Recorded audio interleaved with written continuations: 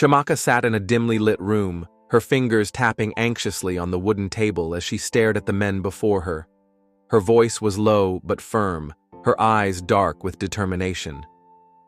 "You've seen the picture," she said, sliding a photo of the bride across the table. "Make no mistakes. The acid goes straight to her face, nowhere else. And nothing should happen to the groom. Do I make myself clear?" The men nodded, their expressions unreadable. "The balance will be made immediately after the job is done," she added, her voice sharp. With that, she leaned back, exhaling slowly as they took the picture and left the room. Meanwhile, Uche's wealth had grown exponentially. He had secured massive contract deals, his business flourishing beyond his expectations. Money flowed in, and luxury surrounded him. But despite all the wealth, there was something unsettling about the way life was unfolding. One night, Chiamaka called Adaugo out of the blue. Her voice was thick with emotion, cracking under the weight of whatever she was feeling. "Adaugo, I miss you," she whispered through the phone. "I was foolish. I was blinded by my own pride. Please, can we talk?" Adaugo was stunned. Of all the things she had expected, this wasn't one of them. Chiamaka had disappeared from her life without looking back, and now, here she was, crying over the phone. Still holding the phone to her ear, she turned to her fiancé, Uche, who was sitting beside her, looking at her in confusion. "Chiamaka just called me," she said, still dazed. "She was crying. She wants to fix things between us." Uche was silent for a long moment. His expression was unreadable, but there was something about the way he looked at her that made her stomach tighten. The next morning, Chiamaka arrived at their house. She looked exhausted, her face swollen from what was likely a night of crying. She fell to her knees the moment Adaugo opened the door. "Please, forgive me," she sobbed. "I know I don't deserve it, but I have no one else. I just want my friend back." Adaugo hesitated for a moment. Then, against all the bitterness she had held onto, she reached down and helped her up. And just like that, Chiamaka was back in her life. But that night, as they lay in bed, Uche turned to Adaugo, his face tense.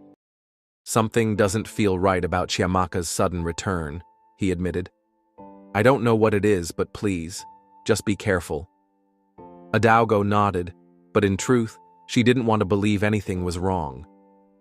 Chiamaka had sounded so broken, so genuine. One night, while Adaugo and Chiamaka were on a call, Chiamaka suddenly let out a blood-curdling scream, and then silence. The line went dead. Adaugo's heart pounded as she sat up in bed, her hands shaking. She turned to Uche, shaking him awake. "Uche, please wake up," she begged, her voice frantic. "Something happened to Chiamaka. I'm scared. She's not safe." Uche, still groggy, ran a hand down his face before sighing. "She's fine, Adaugo. You're overthinking." "No, please," she interrupted, gripping his hand tightly. "Just check on her. I have a bad feeling." Reluctantly, Uche grabbed his keys and left. When he arrived at Chiamaka's apartment, the door was ajar. His pulse quickened as he stepped inside, only to find her sitting on the couch, crying. "What happened?" he asked, scanning the room. "Some men tried to break in," she choked out, shaking her head. "They stole my laptop. A few gold pieces." Uche frowned. The house looked almost too perfect, too untouched. If someone had truly broken in, there should have been signs of struggle. But he didn't say anything. He simply nodded, staying with her throughout the night. The next morning, Adaugo woke up to silence. She grabbed her phone, dialing Uche's number, but there was no answer. Her heart pounded. Where was he? It wasn't until later that morning that he finally walked through the door, with a bouquet of flowers in hand. "Where have you been?" Adaugo asked, her voice sharp with worry. "Why didn't you call? You didn't come home all night." Uche sighed, stepping closer. "I'm sorry. I didn't mean to worry you. She eyed the flowers in his hand. "And what's with that?" "I just wanted to appreciate you," he said softly. But there was something off, something in his eyes that didn't match his words. She couldn't place it, but it unsettled her. 1 month later, Adaugo noticed the signs. She was pregnant. When she told Uche, his face lit up with joy. "It's going to be a boy," he said, grinning. "No," Adaugo teased, laughing. "I want a girl. I'll dress her up in all those fancy little dresses." They sat together, watching TV, their excitement growing with each passing moment. But as the days went on, and wedding plans were rushed before the priest found out about her pregnancy, Adaugo couldn't shake the strange feeling that something was coming, something she couldn't see yet. Adaugo and Chiamaka spent the next few weeks immersed in wedding preparations, their laughter filling every bridal store they visited. Adaugo was glowing, her excitement evident as she sifted through layers of delicate lace and shimmering fabrics, her hands tracing the designs of countless wedding gowns. Chiamaka stood beside her, watching with a smile, occasionally offering an opinion as Adaugo twirled in front of the mirror. "This one is stunning," Chiamaka said, nodding in approval as Adaugo admired herself. "Uche is going to be speechless." They spent hours hopping from one boutique to another, picking accessories, debating over veil lengths, and matching shoes to dresses. The excitement was overwhelming, but Chiamaka's eyes soon narrowed as she observed Adaugo carefully. "You look tired and heavy," she finally said, concern creeping into her voice. "Are you okay?" Adaugo quickly brushed it off, waving her hand dismissively. "It's just stress from all the preparations," she said, forcing a smile. "I'll be fine." Chiamaka didn't press further, though her eyes lingered on Adaugo a little longer than necessary. Adaugo, however, had no intention of revealing her pregnancy just yet.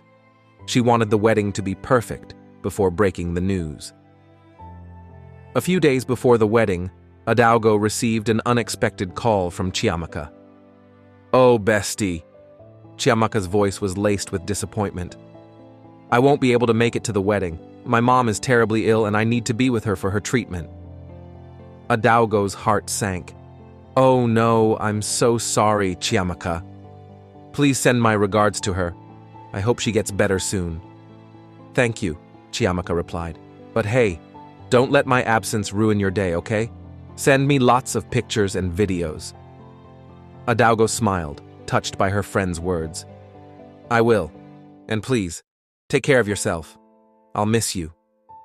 "Oh, and one more thing," Chiamaka added, laughing.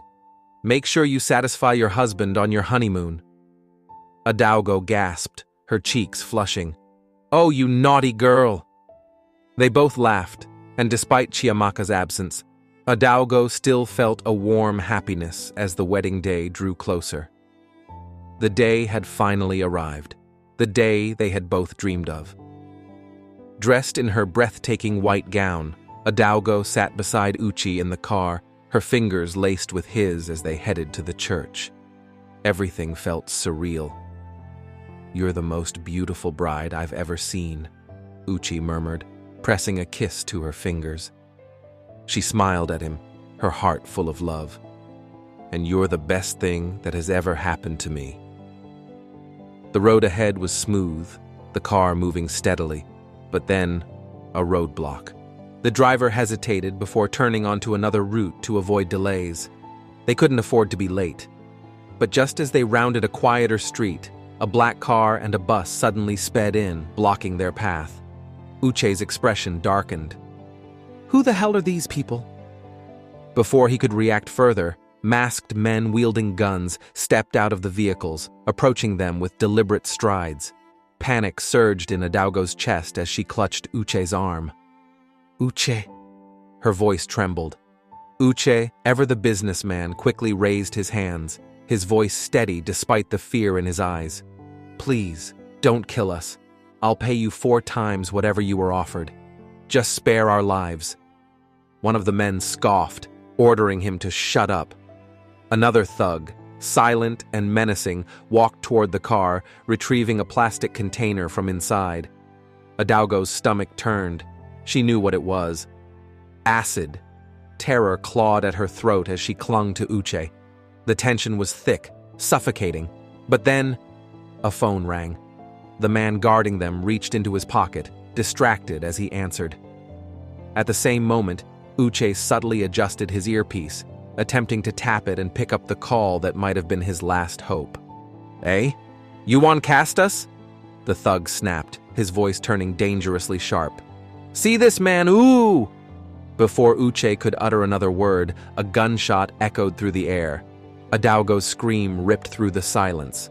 Uche collapsed to the ground, blood pooling beneath him as his body went limp. "You fool!" The thug holding the acid barked at the shooter. "Why you go kill Am?" They began arguing among themselves, but Adaugo could barely hear them. She was shaking, her entire world tilting as she knelt beside Uche, sobbing uncontrollably. The man with the acid, furious and desperate, turned his rage toward her. Without warning, he tilted the container and let the burning liquid spill onto her face. The pain was immediate, searing, indescribable. She screamed, a sound so raw, so filled with agony that even the thugs froze for a moment before bolting, disappearing into their vehicles and fleeing the scene. Adaugo's body convulsed, her screams growing weaker as the unbearable heat consumed her skin. Her world blurred, her consciousness slipping away as she collapsed beside Uche. Passers-by, drawn by the commotion, rushed forward. Someone called for an ambulance. Someone else tried to shake her awake. But Adaugo was already slipping into darkness. Adaugo lay motionless in the hospital bed, her body weak, her face covered in healing burns. The room smelled of antiseptic, the beeping machines the only sound aside from her mother's quiet sobs.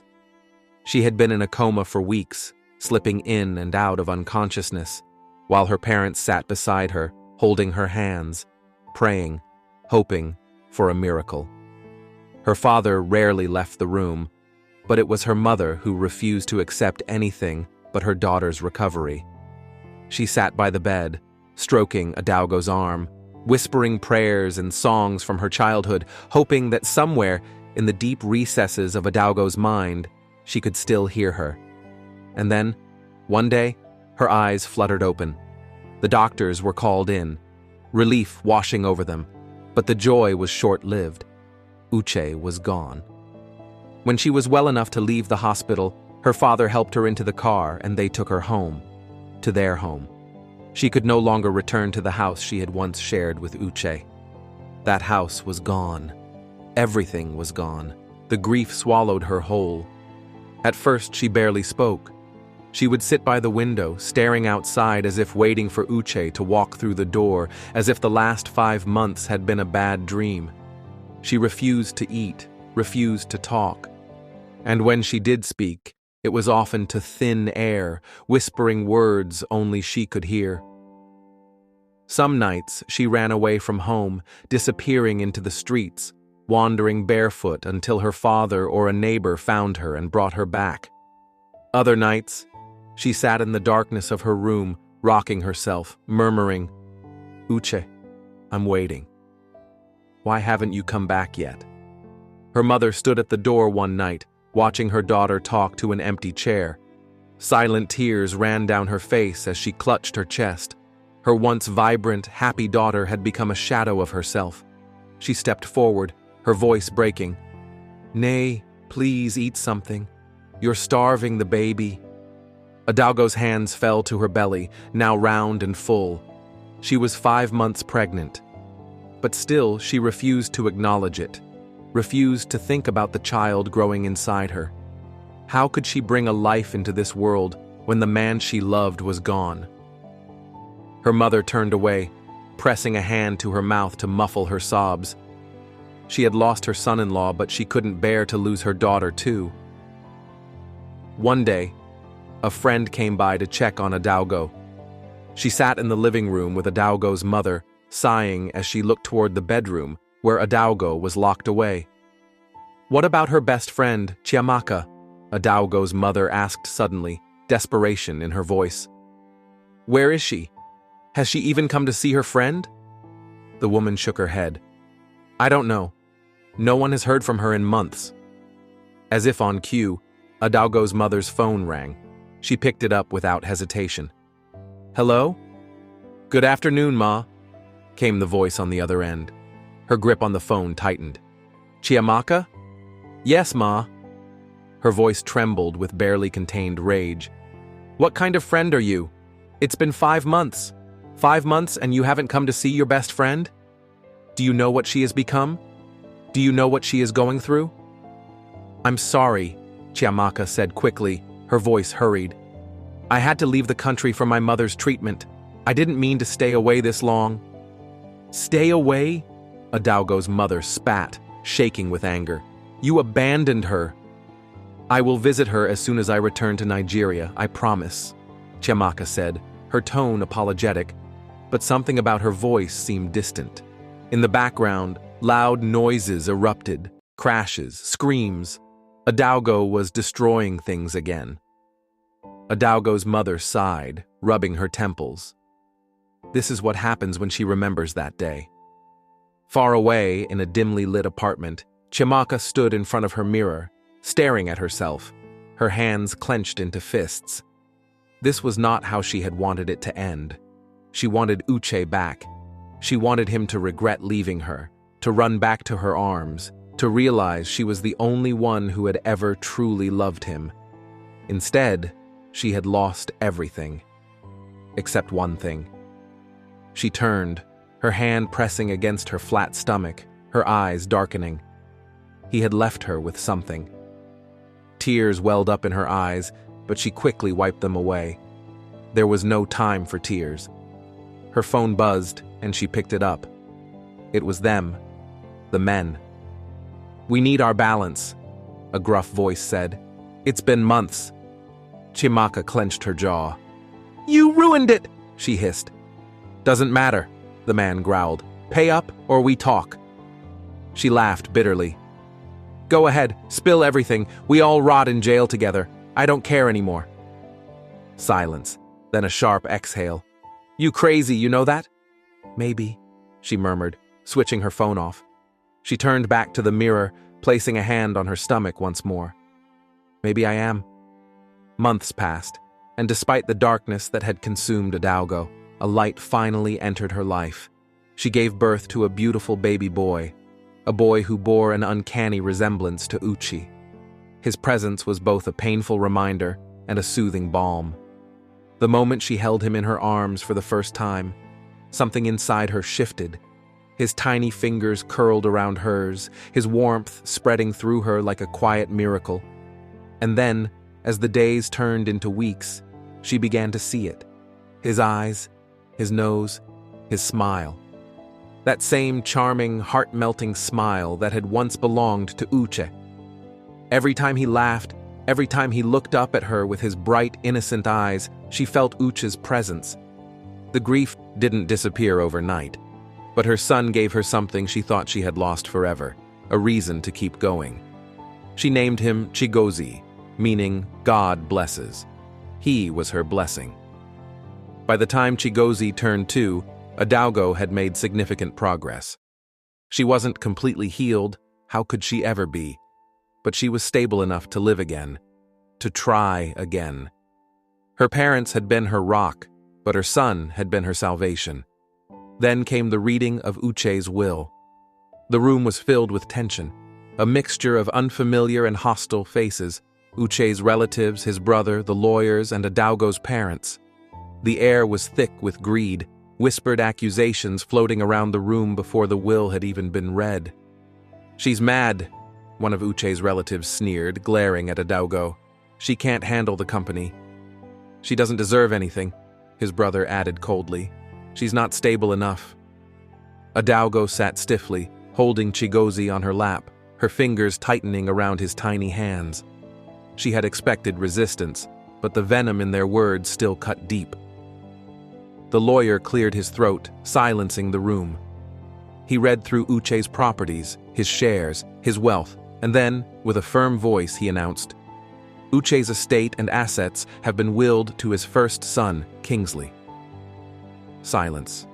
A chilling, deafening silence. Adaugo's blood ran cold. She turned sharply, her heart pounding. "Who is Kingsley?" The murmurs began. Whispers, knowing glances exchanged between Uche's relatives. Adaugo's hands trembled as she clutched her son closer to her chest.